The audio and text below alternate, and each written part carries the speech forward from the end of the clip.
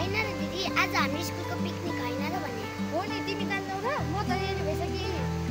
ए हो त, म त भुस्कै बिर्सेछु।